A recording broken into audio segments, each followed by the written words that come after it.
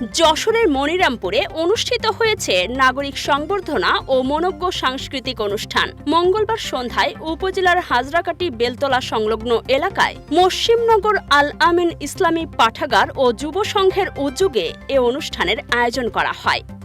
অনুষ্ঠানে প্রধান অতিথি হিসেবে উপস্থিত ছিলেন যশোর ৫ আসনের সংসদ সদস্য অ্যাডভোকেট গাজী এনামুল হক। এছাড়াও উপস্থিত ছিলেন মনিরামপুর ও কেশবপুর উপজেলা জামায়াতের নেতৃবৃন্দ। অনুষ্ঠানের শুরুতেই অতিথিদের ফুলেল শুভেচ্ছা ও ব্যাচ পরিয়ে বরণ করে নেওয়া হয়। বিভিন্ন শিক্ষা প্রতিষ্ঠান, সামাজিক ও সাংস্কৃতিক সংগঠনের পক্ষ থেকে প্রধান অতিথিকে নাগরিক সংবর্ধনা প্রদান করা হয়। সংবর্ধনা পর্ব শেষে শুরু হয় মনোজ্ঞ সাংস্কৃতিক অনুষ্ঠান। এতে ইসলামী সঙ্গীত পরিবেশন করেন বিশিষ্ট ইসলামী সঙ্গীত শিল্পী অ্যাডভোকেট রোকনুজ্জামান। পাশাপাশি নাট্য অভিনয় পরিবেশন করেন হাবু ও তার দল। তাদের পরিবেশনায় দর্শকদের মধ্যে ব্যাপক উৎসাহ উদ্দীপনা দেখা যায়।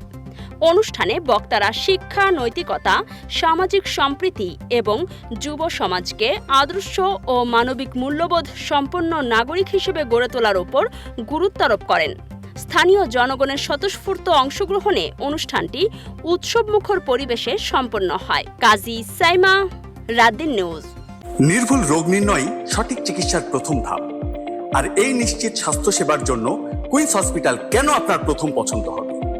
যশোরে আমরাই দিচ্ছি সর্বাধুনিক ও সর্বোচ্চ কোয়ালিটির মেশিনারিজের নিশ্চয়তা, যেখানে এক ছাদের নিচে সুবিশাল ও মনোরম পরিবেশে সব ধরনের পরীক্ষা নিরীক্ষা করা হয়।